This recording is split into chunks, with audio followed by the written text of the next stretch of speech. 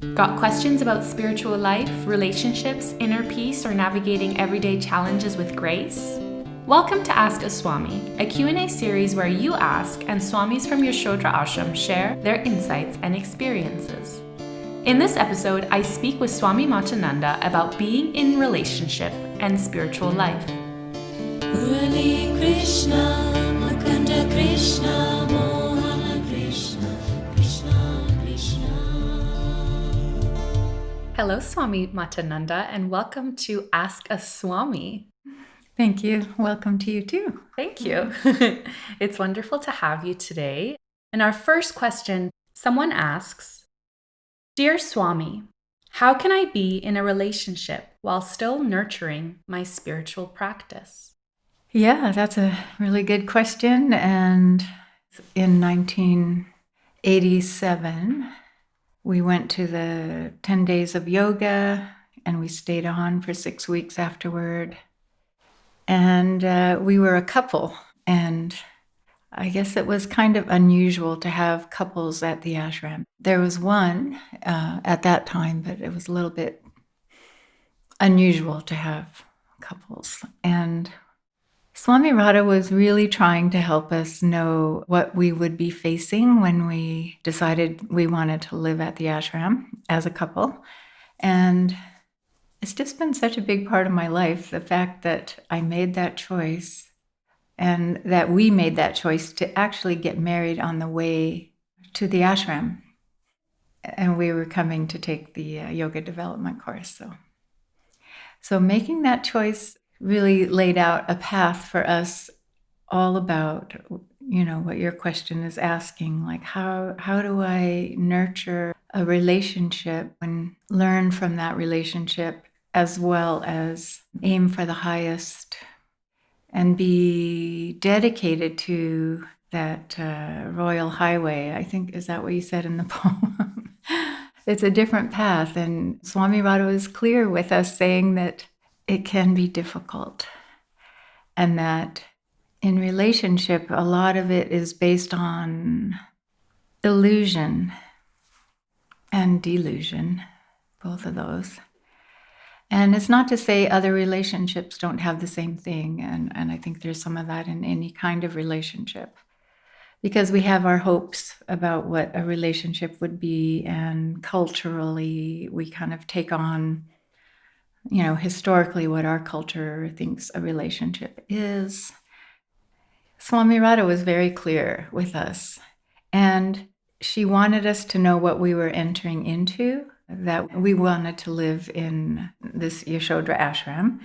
And just that fact that we're both into it, like we really both wanted to be here, is not always something that happens in a relationship because, I'm not sure if it's true for everyone, but just about every relationship I've observed or been a part of, usually we are attracted to some part that isn't as apparent as our other parts. And so that means we have differences. And so, of course, my husband, Swami Premananda now, he has very different ways of thinking than I do. And so it's always a path of taking that into account, those differences. And then Swami Radha would say, you both are climbing the mountain and your path will be different going up that mountain.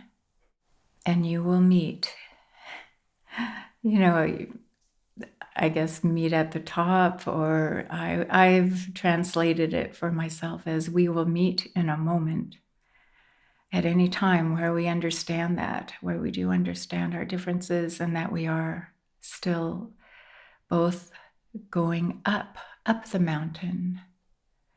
We want to rise in our consciousness and I think everyone actually does want to do that in some part of themselves.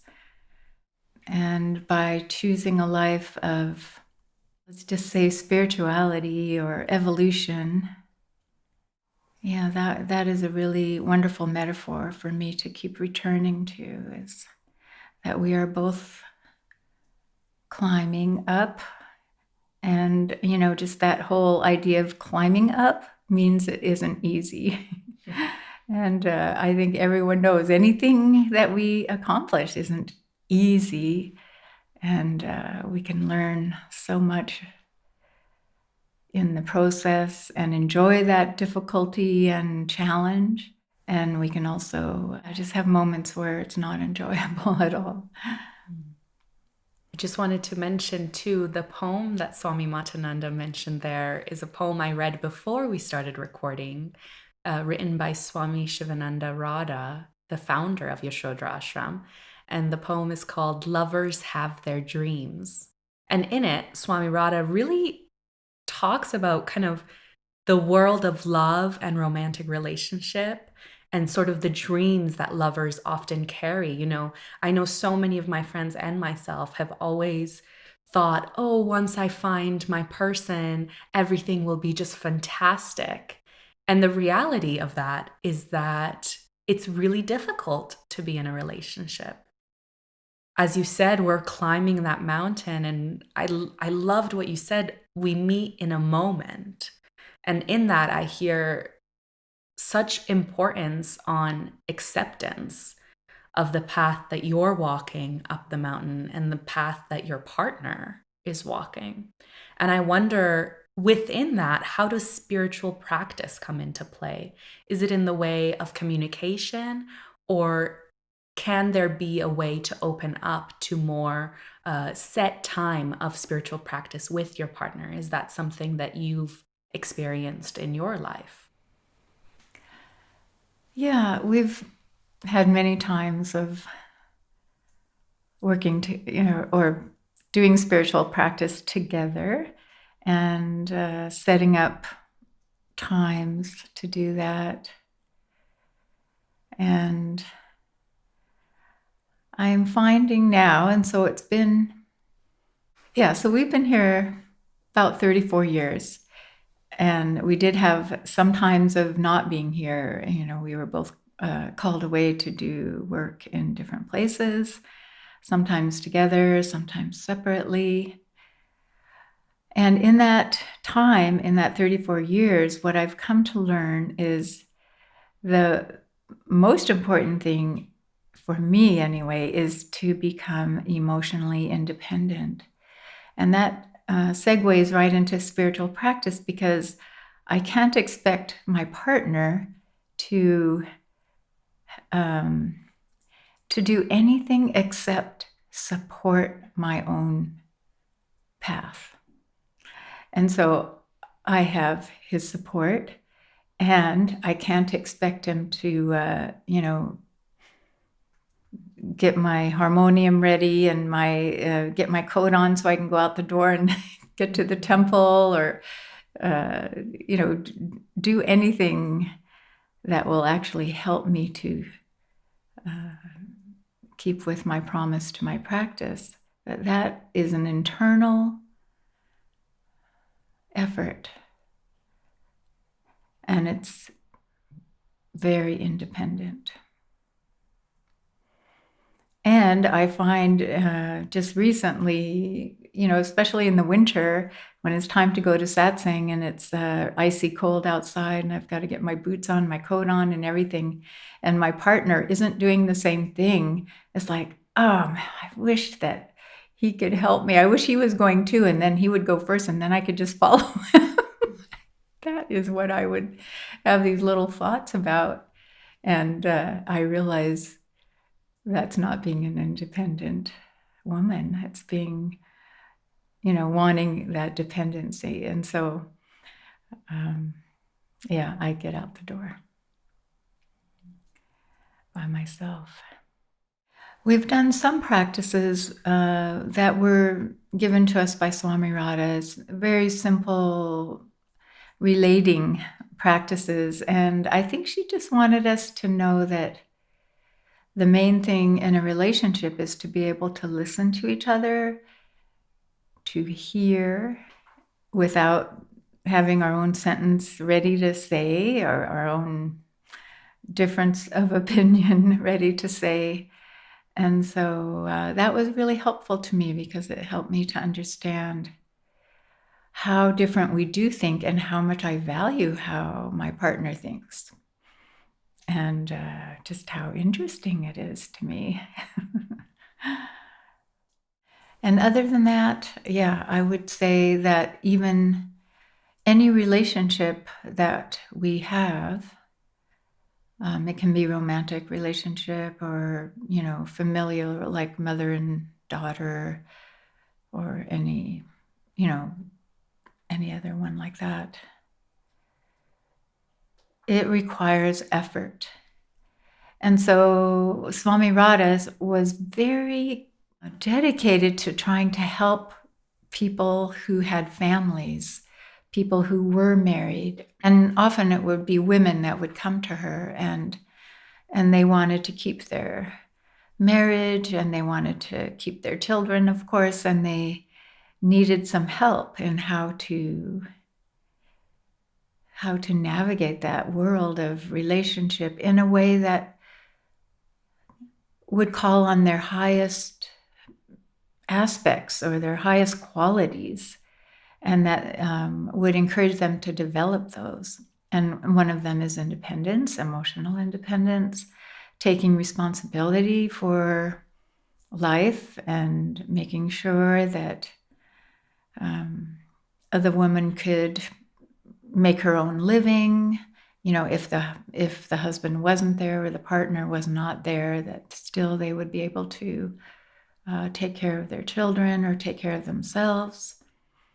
Yeah, so I would say, and I was reading the Mating Dance to the Cosmic Dance. This is a book that Swami Radha wrote a long time ago, which is outdated right now and yet has a lot of gems in it. And that's what she was saying, that responsibility is one of the biggest exercises in any relationship.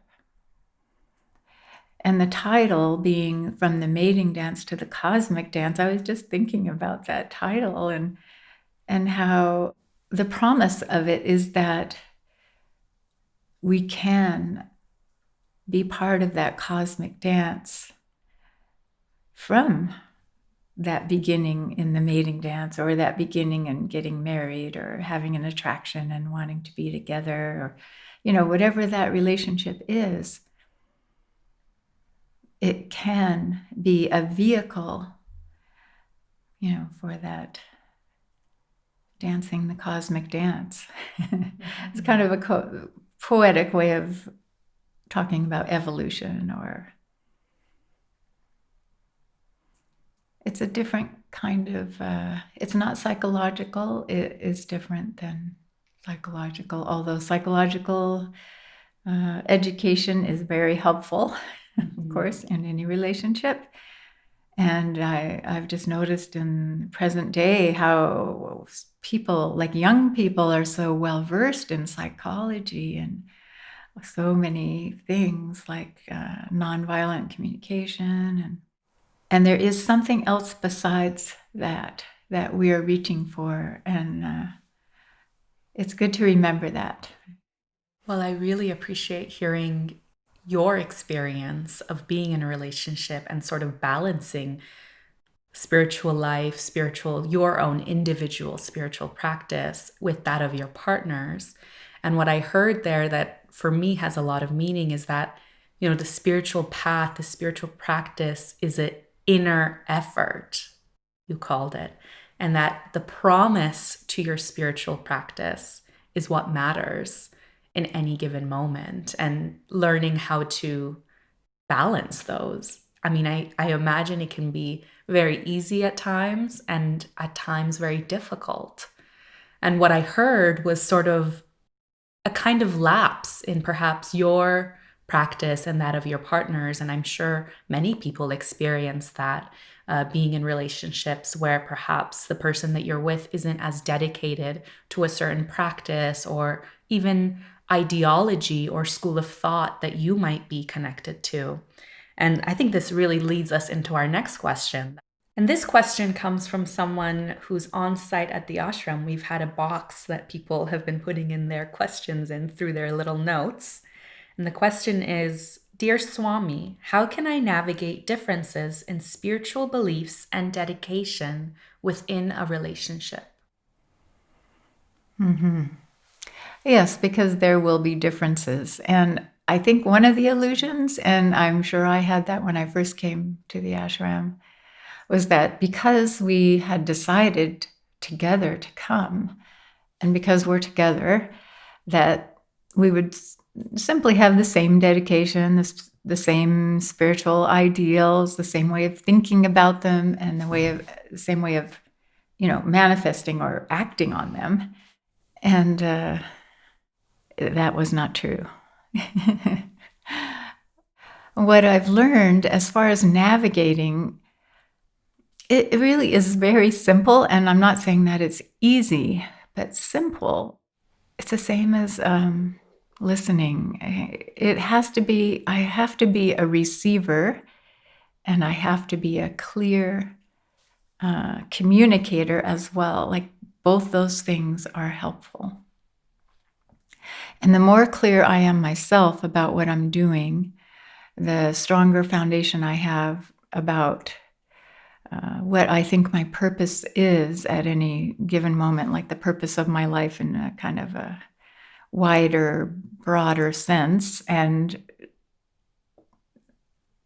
always checking in to see, is this actually fulfilling that purpose, or am I veering off? And I'm just going with the navigation because, navigation is a thing where you need tools, you need stars to guide you. You need something up higher than ourselves to reach for and to use as a guide. And so having Swami Radha as our teacher, as our guide, was so helpful because the main thing was that she accepted us as a couple. She accepts everyone. So it wasn't like we were excluded just because we were together. It was more, here's what you do with this situation. You create a strong foundation for yourself. And one of the ways we did this, which may seem difficult, but in retrospect, I will have to say unequivocally that it was not difficult. Even though I'm sure I had my moments, but what we did was we lived separately for about 30 years. I think we lived like in the same building when we first came here, and that was for about 1 year. And then after that, we were in separate places. And what that has done for me anyway is create an independence that I wonder if I could have done that on my own, living a traditional, married life. And anyway, I'm just so grateful that I had that experience because now we are together. We're at, the later part of our lives, so it's helpful for us to, just be able to help each other at this time. And now I'm learning all about what it is to be actually together in a relationship only 34 years later. So that is quite an extreme example. I'm not saying that is something I would recommend in its entirety, but I would really recommend that separation, however it can happen, so that it becomes really clear that I do have my path up that mountain. I do come into obstacle, I have to overcome obstacles on that journey. And they're my obstacles. And my partner is there to support my climb. And vice versa. I'm here for my partner to support his climb. And when you talk about spiritual practice or dedication, again, I just have to say it looks very different for different people. And Swami Radha was the best at understanding that difference is something to be curious about and something to work with, not something to try to convince, no, this is a better way kind of thing. And she would be so creative in finding ways for any person who wanted to evolve. And I think that was the most that was part of her. Of course, I don't know for sure, but I would say her criterion for helping people was their sincerity and their wanting to evolve. And this ashram has a particular way of doing that, and we have particular practices, and usually there will be one or two, or at different times one or two, that are helpful to each person. If you're in a relationship or not. She was very creative in finding different ways for people to connect with their own divine self, and therefore to that much broader, much deeper ocean of divine self. We've had many little contracts that we've made with each other. We've had times where we curbed our speech with each other, so we didn't even talk with each other for, maybe a week. Very challenging. And just to see the things that we're attached to. And I think that's one of the obstacles often, is just that attachment of, it can kind of go into that land of possessiveness, or it can just go into that land of dependence. And so difficult to understand the difference between love and attachment. And Swami Radha was all about love and fierce about us letting go of attachments. And of course, in a relationship, it's with a person often, or I wouldn't even say it's with a person, it's with some idea of a person, or some idea of how a relationship should be or could be. So there are a lot of traps. And there's so much support too. I mean, here at the ashram, we've lived we've gone to different cities and lived together. And we've gone to different cities and lived apart since we came to the ashram. And either way, we've been given a lot of support to, work with ourselves and reach our highest ideals. And so I guess that main sentence I was trying to get to is just, I can't emphasize enough that we all have a different way of expressing spiritual practice. I know for myself, hearing you kind of reflect on your experiences and sharing your insights has started this wheel in my mind turning of my own relationship and the importance of acceptance of the differences. And I hope for anyone who's at home listening, they have more clarity on the mountain that they may be climbing with a partner, or perhaps alone, and the way that we can navigate friendships or familial relationships. Swami Matananda, I'm so grateful that you sat down with me and answered these questions, and I look forward to having you on a future episode. Thank you very much, and namaste. Namaste. Thank you, Katie.